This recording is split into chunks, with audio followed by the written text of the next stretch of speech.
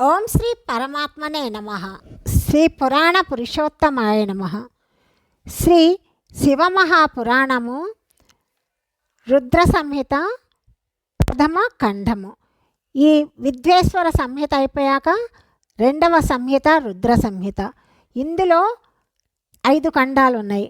ప్రథమ ఖండం ఏంటి అంటే సృష్టి ఖండము, రెండవది సతీ ఖండము, ద్వితీయ ఖండము, మూడవ ఖండము పార్వతీ ఖండము, తృతీయ ఖండము, నాలుగవది చతుర్థ ఖండము, దాని పేరు కుమారఖండము, ఐదవది పంచమ ఖండము, దాన్ని యుద్ధఖండము అంటారు.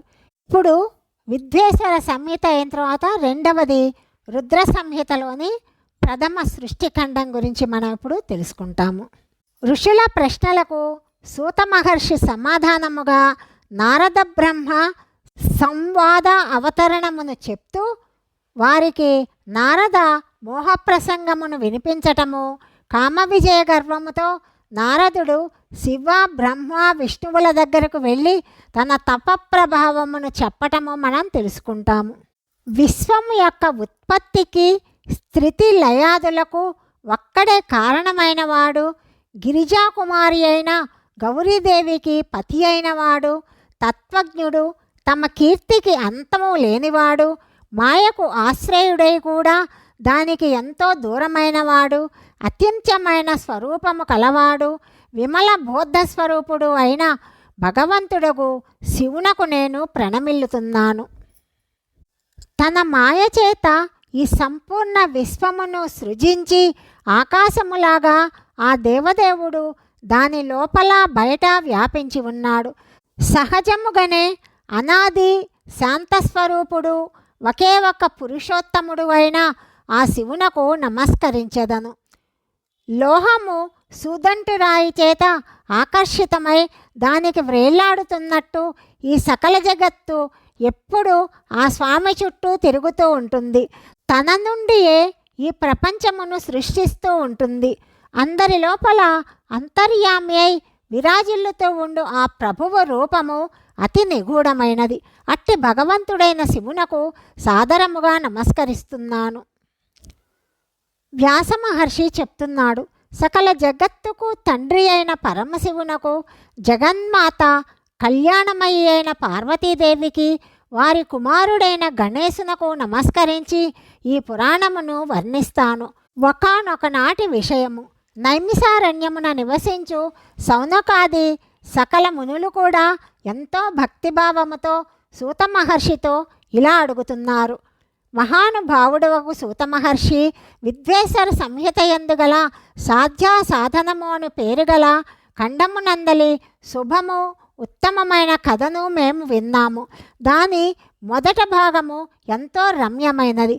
అది శివభక్తుల మీద భగవంతుడైన శివుని వాత్సల్య స్నేహమును ప్రకటిస్తున్నది. పండితోత్తమ, మీరు నాకిప్పుడు భగవంతుడైన శివుని పరమ ఉత్తమ స్వరూపమును వర్ణించండి. దానితో పాటు శివపార్వతుల దివ్య చరిత్రలు సంపూర్ణముగా మాకు వినిపించండి. నిర్గుణ మహేశ్వరుడైన ఆ స్వామి లోకమునందు సగుణ రూపమును ఎలా ధరించాడు? మేమెంత ఆలోచించినా శివతత్వము మాకు బోధపడటము లేదు. సృష్టికి ముందు భగవంతుడైన శివుడు ఏ విధముగా తన స్వరూపమునందు స్థితుడై ఉన్నాడు? తరువాత సృష్టికి మధ్యకాలమునందు ఆ ప్రభువు ఏ విధముగా క్రీడిస్తూ లీలతో తేజోమయుడై వ్యవహరించాడు? సృష్టికాలము అంతమైనప్పుడు ఆ మహాదేవుడు ఏ రూపమున స్థితుడై ఉన్నాడు? లోక కళ్యాణప్రదుడగు శంకరుడు ఎలా ప్రసన్నుడవుతాడు? ప్రసన్నుడైన మహేశ్వరుడు తన భక్తులకు ఇతరులకు ఎలాంటి ఉత్తమ ఫలమును ప్రసాదిస్తాడు? ఇవన్నీ కూడా మాకు వివరించండి.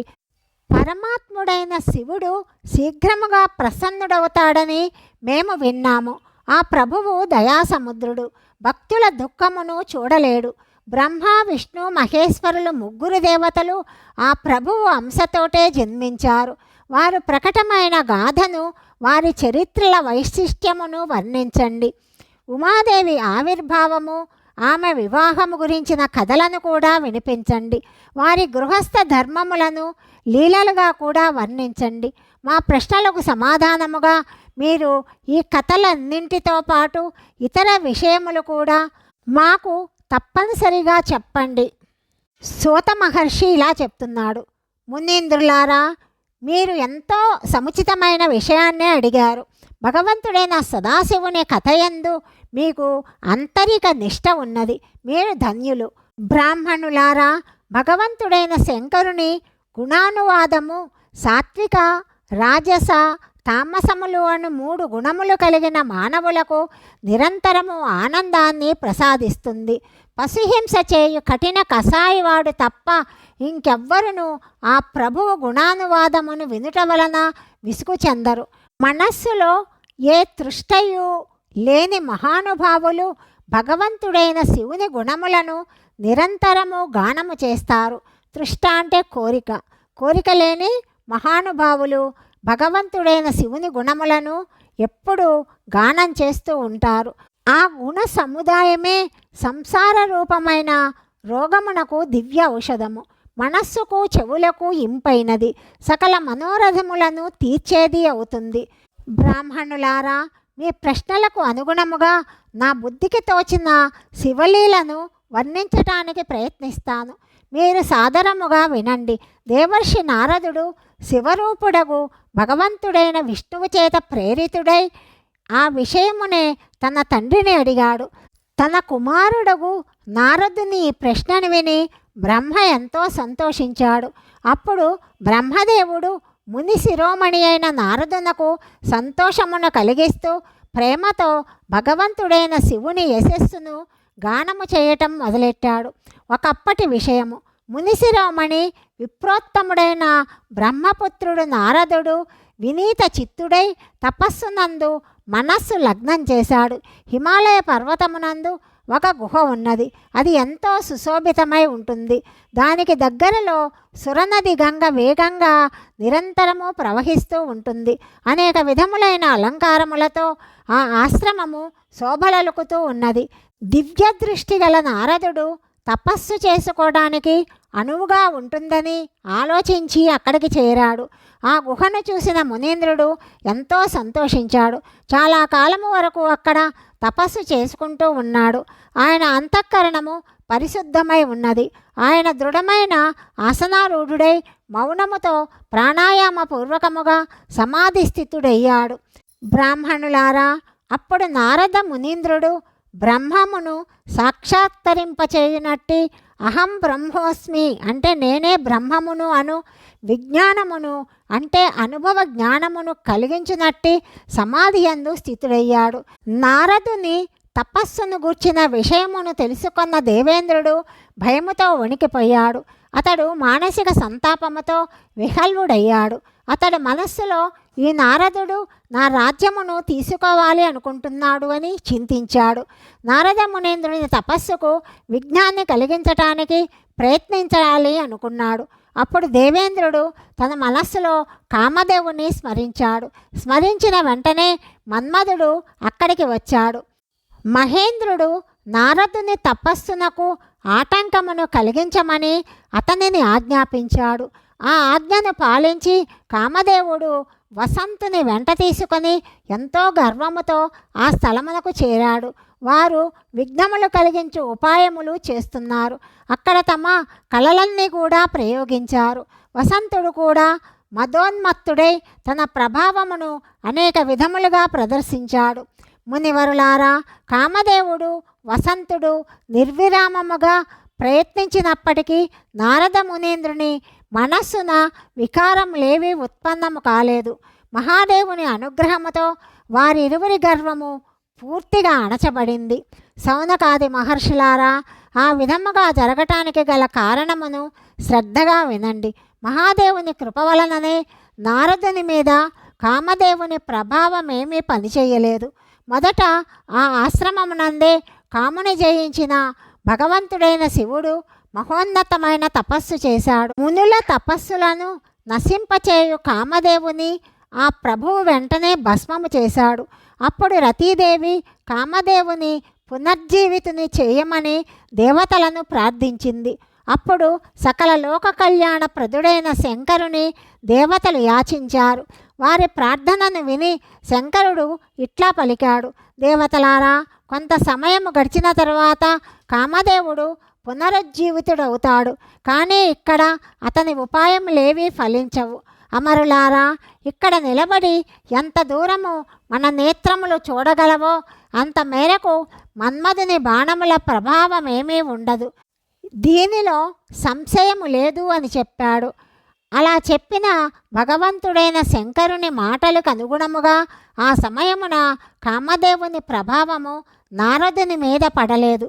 అది మిథ్య అని రుజువయ్యింది. కామదేవుడు వసంతుడు వెంటనే స్వర్గలోకమునందలి దేవేంద్రుని వద్దకు తిరిగి వెళ్ళారు. కామదేవుడు తన వృత్తాంతమును, ముని యొక్క ప్రభావమును ఇంద్రునికి చెప్పాడు. దాని తరువాత మన్మధుడు దేవేంద్రుని అనుమతితో వసంతునితో కలిసి వెళ్ళిపోయాడు. దీనివలన దేవేంద్రునకు ఎంతో ఆశ్చర్యము కలిగింది. ఆయన నారద మునీంద్రుని అనేక విధములుగా ప్రశంసించాడు. కానీ అతడు శివమాయ చేత మోహితుడై ఆ పూర్వ వృత్తాంతమును జ్ఞాపకమునందుంచుకోలేకపోయాడు. నిజమునకు ఈ ప్రపంచమునందు ప్రాణులెవ్వరికిని పరమేశ్వరుని మాయను తెలుసుకోవటము ఎంతో కష్టము. భగవంతుడైన శివుని చరణములయందు తన్ను తాను సమర్పించుకున్న భక్తుడు తప్ప ఈ జగత్తులో ఆ స్వామి మాయతో మోహితుడు కాని వారెవ్వరూ లేరు.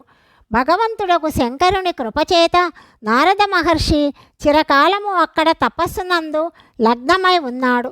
తరువాత తన తపస్సు సంపూర్ణమైనదని ఆయన భావించినప్పుడు ఆ స్థలమును విడిచి వెళ్ళిపోయాడు.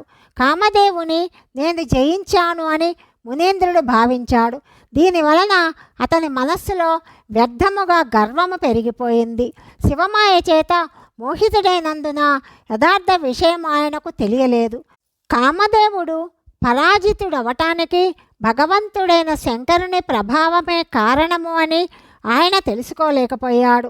శివమాయ చేత మోహితుడైన నారద మహర్షి తన కామ విజయము యొక్క వృత్తాంతమును చెప్పటానికి వెంటనే కైలాస పర్వతమునకు వెళ్ళాడు. అతడు విజయమదముతో ఉన్మత్తుడై ఉన్నాడు. అక్కడ రుద్రదేవునికి నమస్కరించాడు. మునీంద్రుడు గర్వముతో తన్ను తాను మహాత్ముడను అని అనుకుంటున్నాడు. తన ప్రభావము వలననే కామదేవుని మీద విజయమును పొందానని భావించాడు. మహాదేవునకు జరిగిన వృత్తాంతమంతా చెప్పాడు. ఇదంతా కూడా భక్తవత్సలుడైన భగవంతుడు విన్నాడు. ఆ స్వామి తన మాయచేతనే మోహితుడైన కారణమున నారదుడు కామ విజయమునందలి యథార్థ కారణమును తెలుసుకోలేకుండా ఉన్నాడు. ప్రస్తుతము తన వివేకము కోల్పోయి ఉన్నాడని భావించి ఇలా చెప్తున్నాడు.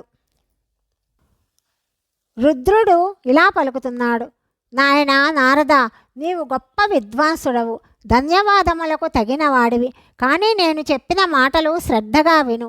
ఇక ఎప్పుడు కూడా ఈ విషయమును ఎవ్వరికీ చెప్పకు.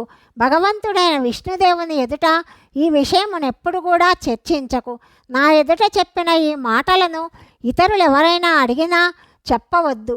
సిద్ధికి సంబంధించిన విషయము గోప్యముగా ఉండాలి. ఎవరి ఎదుట ప్రకటింపరాదు. నీవు నాకు ఎంతో ప్రియుడవు కాబట్టే చాలా గట్టిగా నీకు బోధిస్తున్నాను. ఎక్కడనూ చెప్పరాదని నిన్ను ఆజ్ఞాపిస్తున్నాను. నీవు విష్ణు భక్తుడవు అయినప్పటికీ నన్ను అనుసరించు నా భక్తుడవు. ఇలాగా అనేక విధములుగా ప్రపంచమును సృజించి భగవంతుడైన రుద్రుడు నారదునికి బోధించాడు.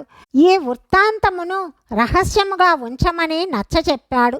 కానీ నారద మునీంద్రుడు శివమాయ చేత మోహితుడై ఉన్నాడు. పరమేశ్వరుడు చెప్పిన బోధ తనకు హితము కలిగిస్తుందని అతడు భావించలేదు. తరువాత నారద మునీంద్రుడు బ్రహ్మలోకమునకు వెళ్ళాడు. అక్కడ బ్రహ్మదేవునకు నమస్కరించి ఆయనతో, తండ్రి, నేను నా తపోబలము చేత కామదేవుని జయించాను అని పలికాడు. అతని మాటలు విని బ్రహ్మ పరమశివుని చరణారవిందమును స్మరించాడు. కారణమును తెలుసుకొని తన కుమారునితో ఈ వృత్తాంతము ఎవరికీ చెప్పవద్దు అని హితవు చెప్పాడు. కానీ నారదుడు శివమాయ మోహితుడు కాబట్టి అతని చిత్తమునందు మదం అంకురించింది. అతని బుద్ధి హతమార్చబడింది. అప్పుడు నారదుడు ఈ వృత్తాంతమంతా భగవంతుడైన విష్ణుదేవునకు చెప్పాలని అక్కడ నుండి శీఘ్రముగా విష్ణులోకమునకు వెళ్ళాడు. మునీంద్రుని చూసి భగవంతుడైన విష్ణుదేవుడు ఎంతో ఆదరముతో లేచి నిలబడ్డాడు. వెంటనే ముందుకు వెళ్ళి మునీంద్రుని హృదయమునకు హత్తుకున్నాడు. నారదుని రాకకు కారణము ఆ స్వామికి ముందే తెలుసు. నారదుని తన ఆసనము మీద కూర్చోబెట్టాడు. భగవంతుడైన శంకరుని చరణారవిందములను స్మరిస్తూ శ్రీహరి మునితో ఇట్లా చెప్పాడు. భగవంతుడైన విష్ణువు అడుగుతున్నాడు, నాయనా, ఎక్కడి నుండి వస్తున్నావు? ఇక్కడకు నీ ఆగమనమునకు కారణమేమిటి? మునివరా, నీవు ధన్యుడవు. నీ శుభాభిగమనముతో మేము పవిత్రులమయ్యాము. భగవంతుడైన విష్ణుదేవుని మాటలు విని గర్వముతో నిండిన మునీంద్రుడు మదము చేత మోహితుడై తన వృత్తాంతమంతా ఎంతో అభిమానముతో చెప్పి వినిపించాడు.